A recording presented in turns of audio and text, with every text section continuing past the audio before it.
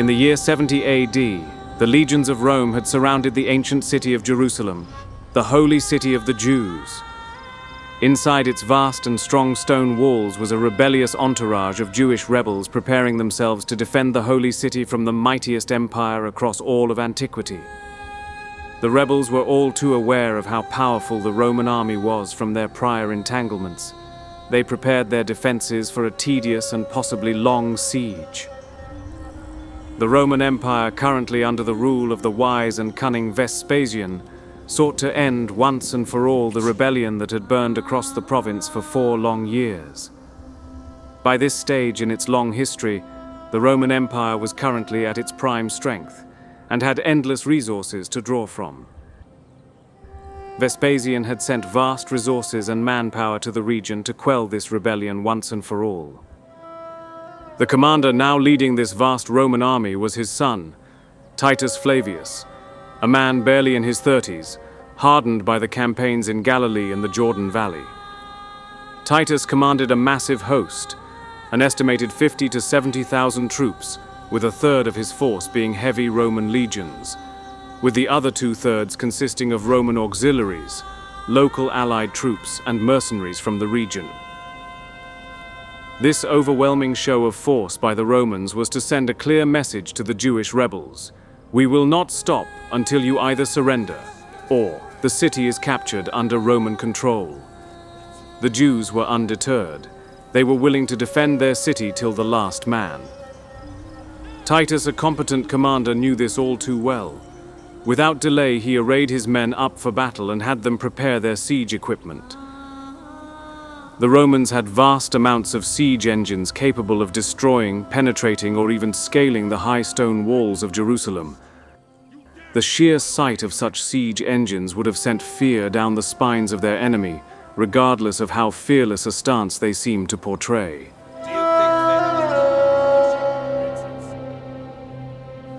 Prior to Titus having arrived on the battlefield with his main force, he himself had conducted a risky reconnaissance of the city with 600 cavalrymen to assess Jerusalem's northern defenses, in which he narrowly escaped an ambush by rebel forces after being cut off from his main group.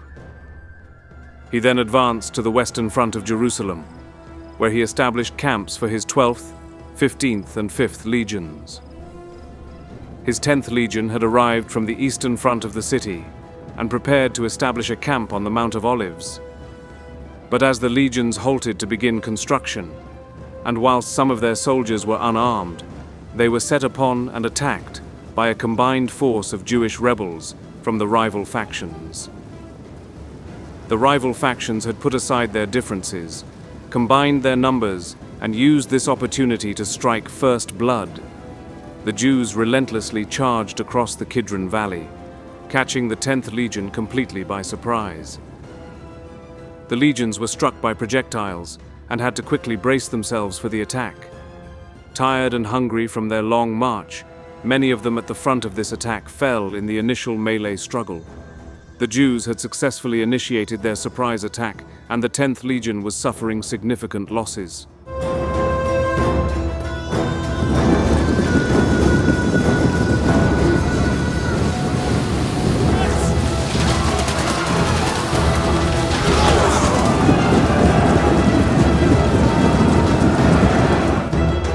The front section of the 10th Legion had crumbled in the fighting.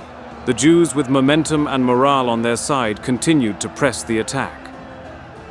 The 10th Legion was on the verge of retreating, but held its ground a while longer, as a messenger had hastily rode to the western front and informed Titus of the ambush that had taken place. Titus, without hesitation, led a few hundred of his heavy cavalry and swiftly rode to the aid of his 10th Legion. Witnessing their comrades winning the battle against the Romans, the other Jewish factions poured from the city gates and joined them in the fight. The 10th Legion on the defensive was slowly backpedaling further and further away from the city.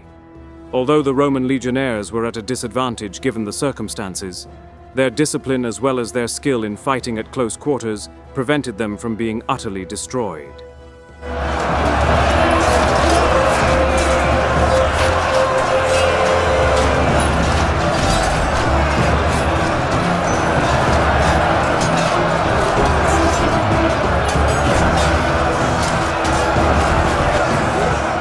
Defending their sacred homeland gave the Jewish troops a significant boost in courage, as well as their morale from their initial success. They continued onwards and pressed the Romans hard.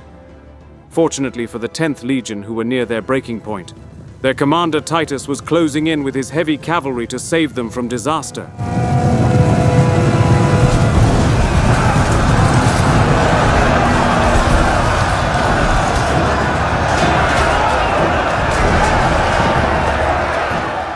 Titus arrived just in time with his cavalry and struck the Jews from their exposed flank, driving them back. However, they did not retreat. They simply regrouped, then attacked again. Utterly stunned by the perseverance of the Jews coupled with their unwillingness to quit fighting, the soldiers of the 10th Legion began to falter and contemplated retreating from the fight. As the infantry of the 10th Legion began backpedaling from the melee, they had realized that their general had stood his ground and continued to fight on. Ashamed of their cowardice, the soldiers of the 10th regrouped, reorganized and advanced forward, pushing back the Jewish aggressors. Titus's well-timed arrival coupled with the 10th's aggressive push sent the rebels retreating back toward the safety of the city walls. Angered by the 10th Legion's unnecessary losses, Titus opted to send more soldiers to reinforce the eastern side of the Jerusalem wall to discourage the rebels from sallying out and attacking once again. Titus then focused his forces to attack the western gate where he had stationed his main force, including his 3 legions. They promptly assembled their siege equipment and began the attack. Catapults hurled stones towards the walls, while Roman Scorpion ballistas shot overhead, providing cover for the advancing infantry.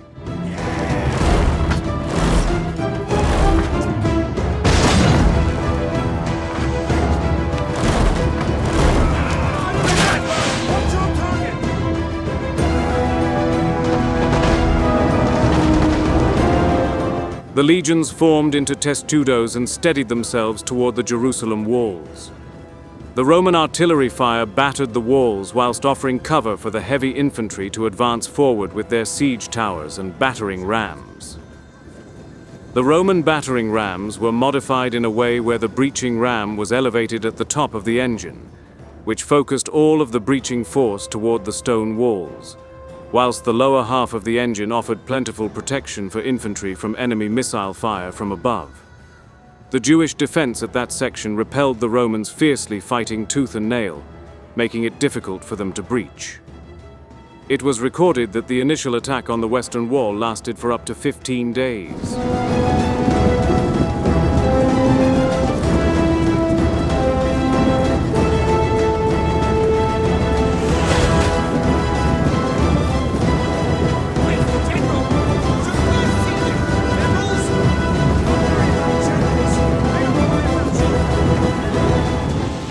After 15 days of failed Jewish attempts to burn and destroy the Roman siege engines, the battering rams had reached the outer walls and was smashing through the thick stone. The siege towers followed close behind.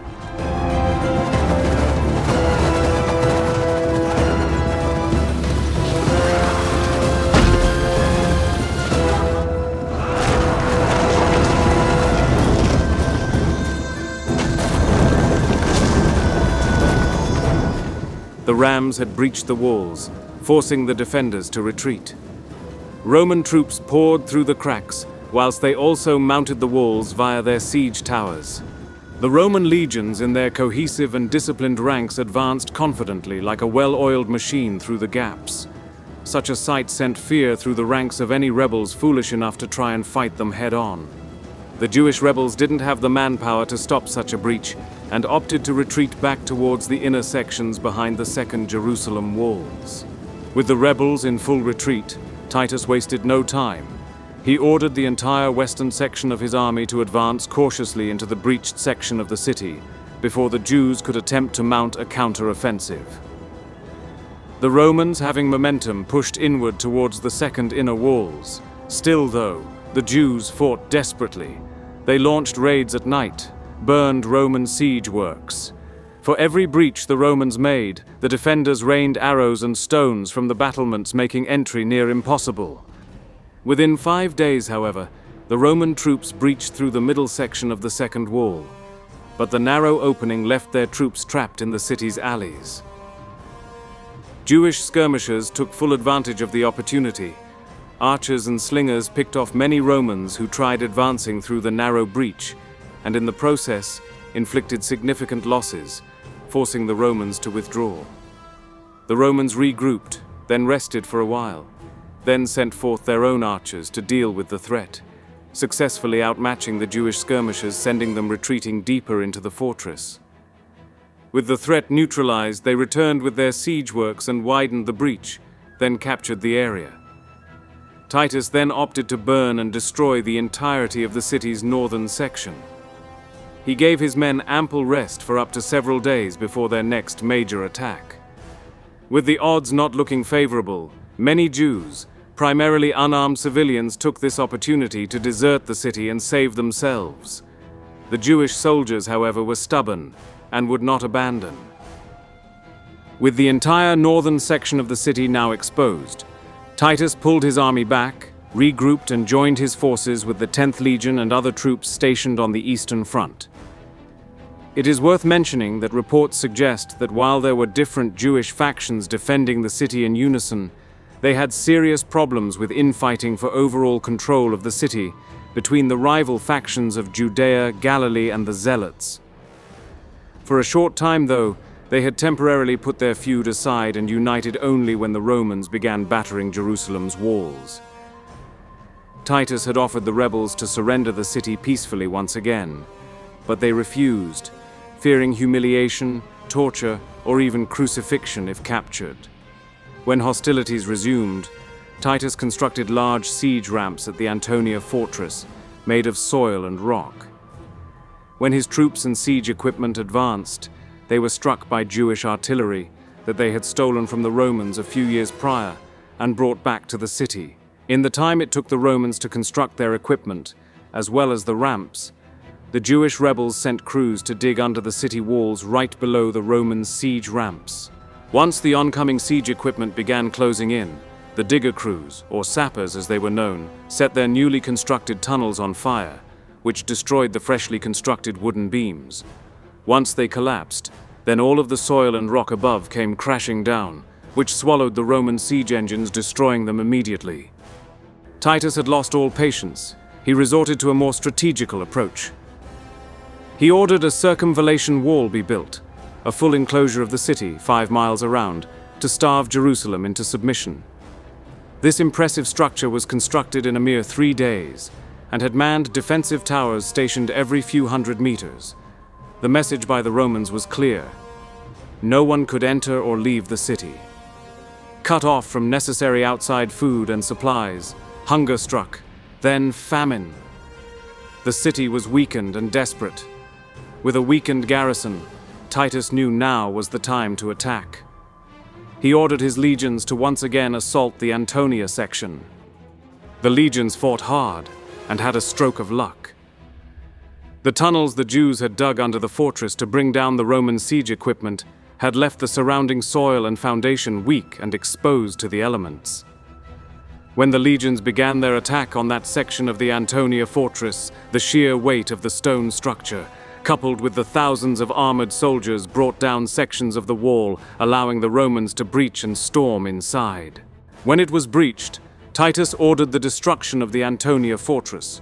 All would have seemed lost there and then, but the Jews, ever defiant, stood their ground. They regrouped behind a second man-made wall they had built outside of the temple complex. The Romans attempted to breach the temple complex wall. Though initially successful, they were held off by the Jewish defenders after an intense 12-hour battle. With the Romans distracted at the temple complex, many Jewish rebels used this as an opportunity to try and break through the Roman blockade, but were pushed back and killed. Titus saw this as their chance to finally put an end to this long and costly siege. Wasting no more time, he ordered any and all available troops to surround the fortress. He sent his legions to build multiple ramps targeting the temple's defenses. After several days of failed attempts to breach the temple walls with battering rams, the Romans set fire to its gates and porticos, forcing the defenders to retreat to the inner court. According to the Jewish captive Josephus, Titus then convened his commanders to decide the temple's fate, opposing those who urged its destruction. He reportedly ruled that such a magnificent structure should be preserved as an ornament of Roman rule, though events soon proved otherwise as nearby raging fires caught wind and burned the temple down. Witnessing the destruction of their holy temple sent fear and panic amongst the remaining Jewish rebels. Many tried to flee under the city sewers or jump the walls. Some rebels sought a parley with Titus, hoping to save what was left of the once great city. They were met with a not-so-merciful reception from the Roman general. He abruptly ended the talks and declared that no further terms would be given. Titus's men cheered across the city, "Imperator! Imperator!" proclaiming him as their victorious general. His men marched ruthlessly through the city, plundering, looting, and killing anyone who got in their path. Fueled on by his men's bloodlust in conjunction with months of frustrating and violent struggle, Titus ordered the city's total destruction, reducing it to mere ruins. By early September of the year 70, and after months of siege, the city had fallen, and the conquest of Jerusalem was complete. The vast majority of Jerusalem was systematically leveled, erasing nearly all traces of its history and grandeur. According to Josephus, the Jewish captive who acted as an advisor to Titus, the devastation was so thorough that even former residents would not recognize the city, and a visitor might not believe it had ever existed. The death toll was so horrifyingly vast that no accurate account could be given.